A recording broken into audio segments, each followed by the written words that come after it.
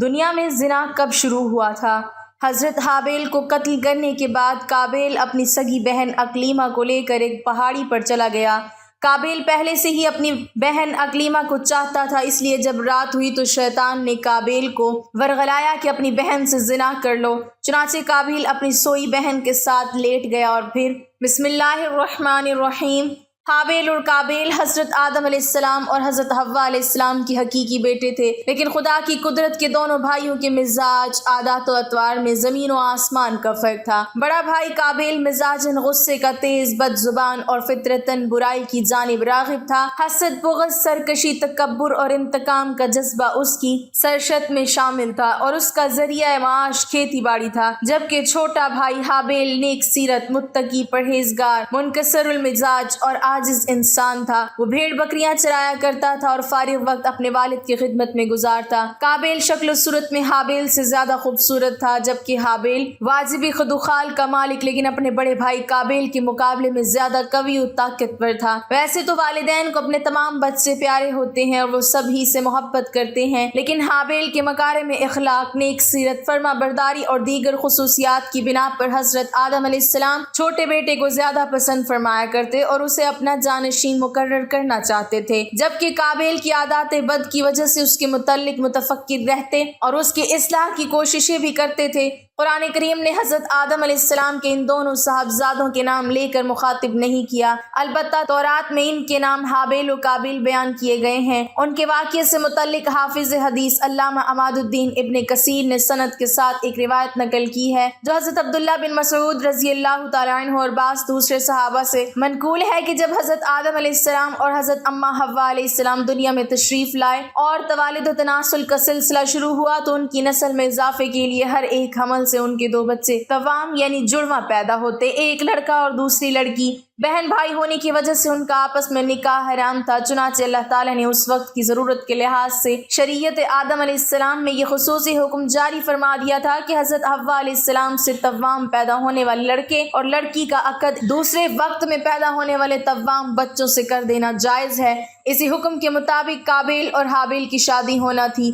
قابیل عمر میں بڑا تھا، اس کے ساتھ اس کی جو ہمشیرہ پیدا ہوئی وہ حابیل کے ساتھ پیدا ہونے والے ہمشیرہ سے بہت زیادہ حسین و خوب رو تھی۔ جب نکاح کا وقت آیا تو حسب حکم حابیل کے ساتھ پیدا ہونے والی ہمشیرہ قابیل کے حصے میں آئی، لیکن چونکہ وہ خوبصورت نہیں تھی چنانچہ قابیل نے اس سے شادی سے انکار کر دیا۔ وہ اپنی سگی ہمشیرہ سے شادی کا خواہش مند تھا۔ حضرت آدم علیہ السلام نے شرعی قاعدے کے موافق اسے قبول نہیں فرمایا اور قابیل کو اللہ کے حکم کے مطابق عمل کی تلقین کی، لیکن قابیل اپنی ضد سے باز نہ آیا۔ بڑا ہونے کی وجہ سے قابیل خود کو والد کا جانشین سمجھتا تھا، لیکن وہ حابیل کے تعلق سے والد کے خیالات سے واقف تھا۔ اب حسین و جمیل لڑکی سے حابیل کی شادی کے فیصلے نے اسے حابیل کا دشمن بنا دیا۔ حضرت آدم علیہ السلام نے جب دونوں بھائیوں کے درمیان یہ تنازع دیکھا تو رفع اختلاف کے لیے دونوں بھائیوں کے لیے یہ تجویز پیش کی کہ تم دونوں بارگاہ خداوندی میں اپنی اپنی قربانی پیش کرو، اللہ تعالیٰ تم دونوں میں سے جس کی قربانی قبول فرما لے گا اس لڑکی کی شادی اس سے کر دی جائے گی۔ حضرت آدم علیہ السلام کو اس بات کا یقین تھا کہ قربانی اس کی قبول ہوگی جس کا حق ہے، یعنی حابیل کی۔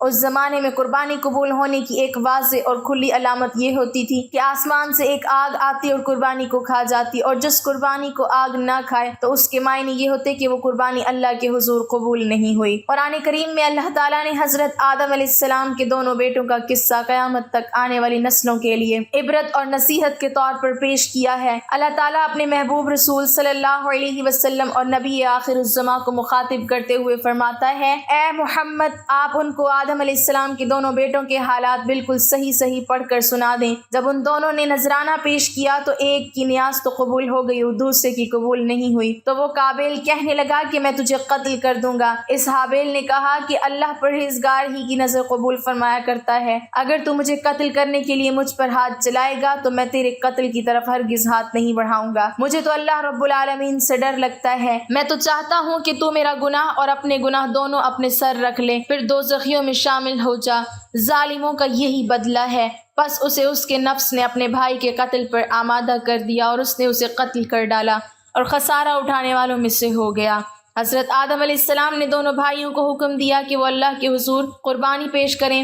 اس اثناء میں اللہ تعالیٰ نے حضرت آدم علیہ السلام کو حج کی ادائیگی کے لیے مکہ مکرمہ جانے کا حکم فرمایا۔ حضرت آدم علیہ السلام قابیل کی جانب سے متفکر تھے، چنانچہ حج کے سفر پر جانے سے پہلے آپ نے دونوں بیٹوں کو بلا کر نصیحت کی کہ بارگاہ خداوندی سے جو بھی فیصلہ آئے اسے دونوں بھائی بخوشی قبول کریں اور آپس میں مل جل کر رہیں۔ اس ہدایت و نصیحت کے بعد حضرت آدم علیہ السلام مکہ مکرمہ روانہ ہو گئے۔ قابیل باپ کی نصیحت کی وجہ سے قربانی دینے پر آمادہ ہوا تھا، چنانچہ دونوں نے قربانی پیش کی۔ حابیل بکریوں والے تھے، چنانچہ انہوں نے ایک نہایت عمدہ، خوبصورت اور فربا بکری راہ خدا میں قربانی کے لیے Introducing XM Copy Trading.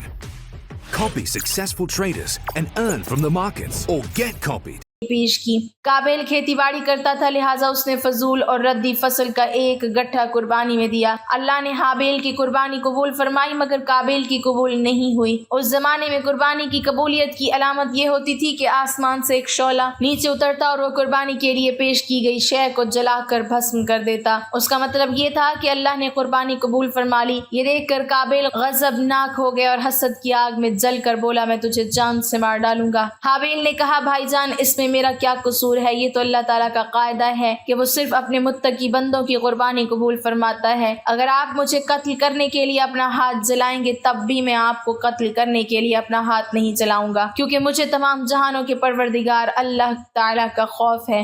اگر آپ اس انتہا تک پہنچ جائیں گے کہ مجھے قتل ہی کر دیں گے تو آپ اپنے گناہوں کے ساتھ ساتھ میری خطاؤں کا بھی بوجھ اپنے سر اٹھائیں گے۔ ایک بے گناہ انسان کو قتل کرنے والا گویا مقتول کے تمام گناہوں کا بوجھ بھی اپنے سر اٹھا لیتا ہے۔ اس طرح میرے گناہوں کا وبال بھی آپ کے سر ہوگا اور میرے لیے تو یہ کوئی گھاٹے کا سودا نہیں ہے، البتہ اس جرم کی وجہ سے آپ جہنمی ہو جائیں گے۔ ان الفاظ کے بین السطور اس کے ضمیر کی کشمکش کا مکمل نقشہ موجود ہے۔ ایک طرف اللہ کا خوف، نیکی کا جذبہ، خون کا رشتہ، اور دوسری طرف شیطانی ترغیب، حسد کی آگ اور نفسانی خواہش کی اکساہٹ، اور پھر بالآخر اس اندرونی کشمکش میں اس کا نفس جیت ہی گیا اور اس نے بھائی کو قتل کر ڈالا، جس سے وہ نقصان پانے والوں میں سے ہو گیا۔ قابیل نے حابیل کو کیسے قتل کیا؟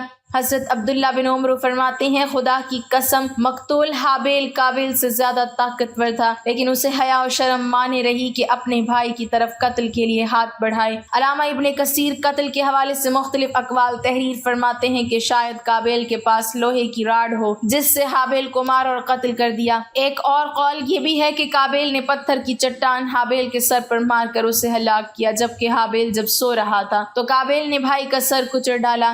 ایک قول یہ بھی ہے کہ قابیل نے حابیل کا گلا گھونٹ دیا اور اس طرح اسے کاٹا جیسے درندے کرتے ہیں، جس سے وہ جاں بحق ہو گیا، واللہ عالم۔ حضرت علامہ شبیر احمد عثمانی تفسیر عثمانی میں تحریر فرماتے ہیں کہ اگر کوئی ناحق کسی کو مارنے لگے تو اسے اجازت ہے کہ اپنے دفاع میں ظالم کو مار ڈالے، لیکن اگر صبر کرے تو شہادت کا درجہ ہے۔ حابیل نے اپنے بھائی قابیل سے کہا تھا کہ بھائی، میں آپ سے ڈر کر نہیں بلکہ اللہ تعالیٰ کے خوف سے یہ چاہتا ہوں کہ اپنے بھائی کے خون میں اپنے ہاتھ نہ رنگوں۔ قرآن مجید میں مذکور شادی کا کوئی تذکرہ ہے، نہ حضرت آدم علیہ السلام کے صاحبزادوں حابیل اور قابیل کے نام موجود ہیں، بلکہ ناموں کے بجائے آدم علیہ السلام کے دو بیٹوں کہہ کر پکارا گیا ہے۔ اس قربانی کا ذکر فرما کر اللہ تعالیٰ نے نعش کی تدفین کے بارے میں یوں فرمایا ہے کہ اب اللہ نے ایک کوا بھیجا جو زمین کوریدنے لگا تاکہ اسے دکھائے کہ اپنے بھائی کی لاش کو کس طرح چھپائے۔ کہنے لگا، ہائے افسوس، کیا میں اس کوے کی مانند بھی نہ ہو سکا کہ اپنے بھائی کی لاش چھپا دیتا، سو وہ پشیمان ہونے والوں میں سے ہو گیا۔ قابیل نے اپنے بھائی کو قتل تو کر دیا، لیکن اب وہ نہایت پریشان تھا کہ اس نعش کا کیا کرے۔ یہ زمین پر کسی انسان کا پہلا قتل تھا۔ بعض مفسرین نے ذکر کیا ہے کہ جب قابیل اپنے بھائی کو قتل کر چکا تو اس کی نعش 1 سال تک اپنی پشت پر لادے پھرتا رہا۔ اہل کتاب سے منقول ہے کہ دمشق کے شمال میں ایک پہاڑ جبل قاسیون میں وہ غار موجود ہے جس میں قابیل نے پتھر مار کر حابیل کو قتل کیا تھا۔ یہ غار آج بھی خونی غار کے نام سے پکارا جاتا ہے۔ اس بات کی صحت کا علم اللہ تعالیٰ ہی کو ہے۔ بعض مفسرین نے لکھا ہے کہ اللہ تعالیٰ نے 2 کووں کو بھیجا تھا۔ اسماعیل بن عبد الرحمن بن ابی کریمہ مفسر قرآن ہیں اور صدی کے نام سے شہرت رکھتے ہیں۔ وہ اپنی سند کے ساتھ روایت کرتے ہیں کہ وہ کوے دونوں بھائی تھے، پھر دونوں لڑنے لگے حتیٰ کہ ایک نے دوسرے کو ہلاک کر دیا۔ پھر وہ قتل کے بعد زمین کی طرف جھکا اور اسے کھودنے لگا، پھر گڑھے میں کوے کو ڈالا اور اسے دفن کر کے چھپا دیا۔ جب قابیل نے یہ سب دیکھا تو پکار اٹھا، ہائے افسوس کہ میں اس کوے कौवे की तरह होने से भी आजिज हो गया कि अपने भाई की लाश छुपा लूं। फिर काबिल ने कौवे की पैरवी करते हुए भाई को दफन करके छुपा दिया। अहले सीर लिखते हैं कि हज़रत आदम अलैहिस्सलाम को अपने फर्जंद हाबिल के कत्ल का सख्त रंजो गम था, क्योंकि वो उनका जानशीन था। हज़रत आदम अलैहिस्सलाम इसकी याद में 40 साल तक रोते रहे, यहाँ तक कि अल्लाह ने उन्हें हाबिल के बदले एक निहायत नेक और सादतमंद फर्जंद अता फरमाया। हज़रत आदम और हज़रत हव्वा अलैहिस्सलाम ने उनका नाम शीस रखा, जिसके मायने हैं अल्लाह का अतिया। हज़रत शीस को अल्लाह ताला ने नबूवत से सरफराज फरमाया। हाबिल की नाश दफनाने के बाद काबिल को वालिद के गुस्से का खौफ था, चुनांचे शैतान के मशवरे पर वो यमन फरार हो गया, जहाँ उसने सुकूनत इख्तियार कर ली और वालिद के दीन हक को छोड़कर पहले आतिश परस्ती बाद अज़ा बुत परस्ती शुरू कर दी। दुनिया में कत्ल व गारत गर्दी, हसद व फसाद और आतिश परस्ती और बुत परस्ती की बुनियाद काबिल ही ने रखी। हज़रत अब्दुल्ला बिन मसऊद रज़ी अल्लाह तआला अन्हु से रिवायत है कि रसूलुल्लाह सल्लल्लाहु अलैहि वसल्लम ने फरमाया, जब भी कोई इंसान जुल्म से कत्ल किया जाता है तो हज़रत आदम अलैहिस्सलाम के सबसे पहले बेटे काबिल के नाम आमाल में भी उस कत्ल का गुनाह लिखा जाता है, क्योंकि कत्ल नाहक का पहला मौजिद वही है। हज़रत अब्दुल्ला बिन मसऊद रज़ी अल्लाह तआला अन्हु मज़ीद बयान करते हैं कि नबी करीम सल्लल्लाहु अलैहि वसल्लम ने फरमाया कि क़यामत के दिन सबसे पहले लोगों में खून का फैसला किया जाएगा। हाबिल और काबिल के इस किस्से में अल्लाह ताला आगे मजीद फरमाता है कि इसी वजह से हमने बनी इसराइल पर यह लिख दिया कि जो शख्स किसी को बगैर उसके कि वो किसी का कातिल हो या जमीन में फसाद मचाने वाला हो कत्ल कर डाले, तो गोया उसने तमाम इंसानों को कत्ल कर दिया, और जो शख्स किसी की एक जान बचा ले उसने गोया तमाम लोगों को जिंदा कर दिया। इससे अंदाजा लगाया जा सकता है कि अल्लाह के यहाँ इंसानी खून की कितनी अहमियत और तकरीम है, और ये उसूल सिर्फ बनी इसराइल ही के लिए नहीं बल्कि इस्लामी तालीमात के मुताबिक हमेशा के लिए है। अल्लामा इब्न कसीर फरमाते हैं कि काबिल को हाबिल के कत्ल नाहक की दुनियावी सजा फौरी तौर पर इस तरह दे दी गई कि उसकी पिंडली उसकी रान के साथ चिमट गई, और जिस तरफ सूरज का रुख होता उसका चेहरा भी अज खुद उधर ही घूम जाता। अपने भाई के साथ हसद, सरकशी और गुनाह की वजह से उसे ये रुसवाई और अजाब मिला, जबकि आखिरत का अजाब सख्त और अपनी जगह कायम है। हज़रत मौलाना मुफ्ती मोहम्मद शफी कुरान करीम में बयान किए गए किस्सों से मुताल्लिक फरमाते हैं कि अहले नज़र जानते हैं कि कुरान करीम कोई किस्सा, कहानी या तारीख की किताब नहीं है कि जिसका मकसद किसी वाक़े को अव्वल से आखिर तक बयान करना हो, लेकिन माजी के वाक़यात और गुज़श्ता अक़वाम के क़सस अपने दामन में बहुत सी इबरतें और नसीहतें रखते हैं। यही तारीख की असल रूह है, और उनमें बहुत से हालात व वाक़यात ऐसे भी हैं जो मुख्तलिफ अहकाम शरीया की बुनियाद हैं। उन्हीं फ़वाइद के पेश नज़र कुरान करीम का असलूब हर जगह ये है कि मौका ब मौका कोई वाक़या बयान करता है, और अक्सर पूरा वाक़या भी एक जगह बयान नहीं करता, बल्कि इसके जितने हिस्से से उस जगह का कोई मकसद ताल्लुक हो तो उसका वही टुकड़ा वहाँ बयान कर दिया जाता है। हज़रत आदम अलैहिस्सलाम के 2 बेटों का किस्सा भी इसी असलूब पर नकल किया जा रहा है। इसमें मौजूद और आने वाली नस्लों के लिए बहुत सी और मवाइज़ हैं, और इस ज़िमन में बहुत से अहकाम शरिया की तरफ इशारा किया गया है। अल्लामा इब्न कसीर, उलूसी और कर्तबी ने तफासीर में लिखा है कि हज़रत हव्वा अलैहिस्सलाम को हर हमल से जुड़वा बच्चे पैदा होते थे, एक बेटा और एक बेटी। ये दोनों सगे बहन भाई होते थे, जबकि पहले हमल से पैदा होने वाला बेटा दूसरे हमल से पैदा होने वाली बेटी से शादी कर सकता था। हज़रत आदम अलैहिस्सलाम की सल्बी औलाद के दरमियान एक बतन का दूसरे बतन से निकाह जायज़ था। जब हज़रत आदम और हव्वा दुनिया में आए और तवालिद व तनासुल का सिलसिला शुरू हुआ तो हर एक हमल से उनके 2 बच्चे पैदा हुए, एक लड़का और दूसरी लड़की। उस वक्त जबकि हज़रत आदम अलैहिस्सलाम की औलाद में सिवाय बहन भाइयों के कोई और न था, और बहन भाई का आपस में निकाह नहीं हो सकता, तो अल्लाह ताला ने उस वक्त की ज़रूरत के लिहाज से शरीयत आदम अलैहिस्सलाम में ये खुसूसी हुक्म जारी फरमाया था कि एक हमल से जो लड़का और लड़की पैदा हो वो आपस में हकीकी बहन भाई समझे जाएंगे और उनके दरमियान निकाह हराम होगा। लेकिन दूसरे हमल से पैदा होने वाले लड़के के लिए पहले हमल से पैदा होने वाली लड़की हकीकी बहन के हुक्म में नहीं होगी, बल्कि उनके दरमियान रिश्ता जायज़ होगा। हज़रत आदम अलैहिस्सलाम की शरीयत में ज़रूरत तवालिद व तनासुल की वजह से ये जायज़ था, इसके अलावा और कोई शक्ल न थी। उसको अल्लाह ताला ने उस वक्त जायज़ फरमाया था, चूँकि बाद में इसकी ज़रूरत न रही, इसलिए फिर हज़रत आदम अलैहिस्सलाम के बाद आने वाली हर शरीयत में इसको मना कर दिया गया कि कोई बहन भाई आपस में शादी नहीं कर सकता। काबिल के साथ जो लड़की पैदा हुई वो बेइंतहा खूबसूरत थी, जबकि हाबिल के साथ जो लड़की पैदा हुई वो इतनी खूबसूरत न थी। हज़रत आदम अलैहिस्सलाम की शरीयत के मुताबिक जब ये जवान हुए तो काबिल की शादी हाबिल की बहन से होनी थी और हज़रत हाबिल की शादी काबिल की बहन से होनी थी, लेकिन काबिल अपनी ही बहन को पसंद करने लगा और वो उसी से शादी करना चाहता था, जबकि शरीयत आदम में इसकी मुमानियत थी कि एक ही हमल से पैदा होने वाले बच्चों की शादी आपस में नहीं हो सकती। لہٰذا جب یہ صورتحال زیادہ بگڑ گئی تو حضرت آدم علیہ السلام نے ان دونوں کو اللہ کی راہ میں قربانی پیش کرنے کو کہا اور بتایا کہ جس کی قربانی کو آسمان سے آگ آ کر کھا جائے تو سمجھنا کہ اس کی قربانی قبول ہو گئی۔ قابیل کھیتی باڑی کا کام کرتا تھا، حضرت حابیل علیہ السلام بکریاں چرایا کرتے تھے۔ حضرت حابیل علیہ السلام نے اللہ تعالیٰ کے سامنے ایک بکری کا بچہ پیش کیا اور قابیل نے بھی اللہ تعالیٰ کی بارگاہ میں قربانی رکھ دی، چنانچہ حضرت حابیل کی قربانی قبول ہو گئی۔ ایک دن قابیل نے غصے میں آ کر حضرت حابیل علیہ السلام کو پتھر مار کر قتل کر دیا۔ پھر شیطان قابیل کے پاس آیا اور اس کو گھر سے بھاگنے کے لیے کہا۔ شیطان کہنے لگا اگر تم یہاں رہو گے تو تمہیں تمہارا باپ مار ڈالے گا۔ بس اسی قتل کے ڈر سے قابیل اپنی سگی بہن اقلیمہ کو لے کر یمن کی پہاڑیوں میں جا بسا۔ اصل میں شیطان کو یہ ڈر تھا کہ کہیں قابیل توبہ کر کے حضرت آدم علیہ السلام کا تابعدار بیٹا نہ بن جائے۔ پہاڑیوں میں جا کر نسل قابیل خوب بڑھنے لگی اور وہاں اس کی کثیر اولاد ہوئی۔ قابیل اور اس کی اولاد نے ہی سب سے پہلے آتش پرستی اور پھر شیطان کے بہکاوے میں آ کر بت پرستی شروع کر دی۔ دنیا میں قتل و غارت، حسد و فساد اور بت پرستی کی بنیاد قابیل ہی نے رکھی۔ حضرت عبداللہ بن مسعود رضی اللہ تعالیٰ عنہ سے روایت ہے کہ حضور نبی اکرم صلی اللہ علیہ وسلم نے فرمایا دنیا میں جب بھی کوئی ظلم سے قتل ہوتا ہے تو اس کا ایک گناہ حضرت آدم علیہ السلام کے بیٹے قابیل کی گردن پر ضرور ہوتا ہے، اس لیے کہ یہ وہ شخص ہے جس نے ظالمانہ قتل کی ابتدا کی اور یہ ناپاک طریقہ جاری کیا۔ اس دن کے بعد حضرت آدم علیہ السلام مسلسل پریشان رہنے لگے۔ حضرت آدم علیہ السلام اللہ تعالیٰ کی بارگاہ میں دعا کرتے تھے یا اللہ تعالیٰ مجھے نیک اولاد عطا فرما۔ اللہ تعالیٰ نے حضرت آدم علیہ السلام کی دعا قبول فرماتے ہوئے حضرت آدم علیہ السلام کو ایک لڑکا عطا فرمایا جس کا نام حضرت شیس علیہ السلام تھا۔ حضرت شیس علیہ السلام جوان ہوئے تو حضرت آدم علیہ السلام نے اپنا جانشین حضرت شیس علیہ السلام کو مقرر کر دیا۔ ان کو حکم دیتے ہوئے کہا کہ اپنے بھائی قابیل سے ہمیشہ دور رہنا۔ جب حضرت آدم علیہ السلام کا وصال ہوا تو اللہ تعالیٰ کی طرف سے بے شمار فرشتے زمین پر نازل ہوئے۔ انہوں نے حضرت شیس علیہ السلام کو اپنے باپ کو دفن کرنے کا طریقہ بتایا۔ اس کے بعد حضرت حوا کا بھی وصال ہو گیا۔ اس کے بعد زنا کی شروعات ہوئی۔ اس کے بعد ایک وادی میں قابیل اور اس کی اولاد رہنے لگی۔ شیطان ایک آدمی کی شکل میں ان کے پاس آتا۔ شیطان نے ان دونوں کو عیش و عشرت میں لگا دیا۔ شیطان نے ان کو ایسے ایسے کپڑے اور گانے بجانے کے طریقے سکھائے کہ وہ کبھی بھی ان کو نہ بھول سکے۔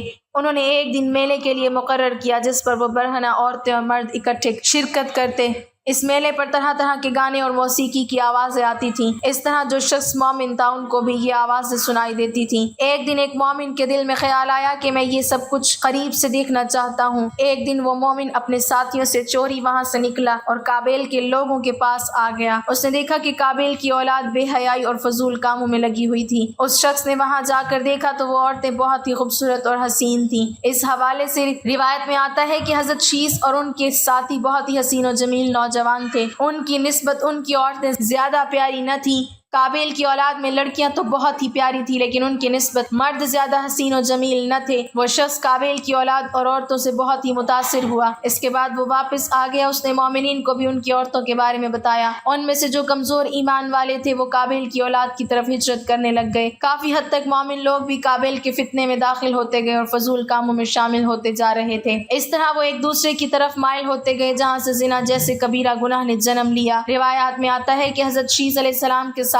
رہنے والے ساتھیوں کی تعداد بہت ہی کم رہ گئی تھی، جو کہ قابیل کا گروہ کافی مضبوط اور طاقتور ہو چکا تھا۔ وہ حضرت شیس اور ان کے ساتھیوں کو تنگ کرتے رہتے تھے، ان کو طرح طرح کی تکلیفیں دیا کرتے تھے۔ حضرت آدم علیہ السلام نے وفات کے وقت حضرت شیس علیہ السلام کو نصیحت کی تھی، اے میرے جانشین میرے بعد تقوی اختیار کرنا اور اپنی نسل کو قابیل سے پاک رکھنا۔ ایسا ہی ہوا۔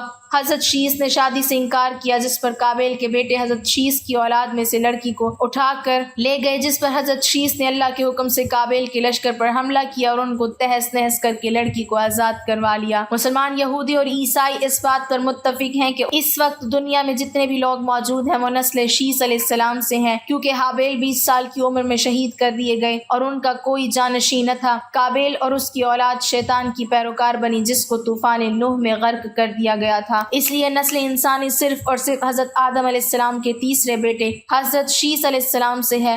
اگر دیکھا جائے تو زنا اس وقت ہی شروع ہو گیا تھا جب قابیل اپنی بہن اقلیمہ کو لے کر وہاں سے بھاگ گیا تھا۔ اس نے اپنی بہن کے ساتھ ہی اپنی اولاد کو جنم دیا۔ اللہ تعالی ہمیں ہر گناہ سے محفوظ رکھے، ہمیں نیک اعمال کرنے کی توفیق عطا فرمائے اور ہمارا خاتمہ ایمان پر فرمائے، آمین۔ ناظرین، کمنٹ باکس میں اللہ تعالیٰ کے 99 ناموں میں سے ایک نام ضرور ٹائپ کریں۔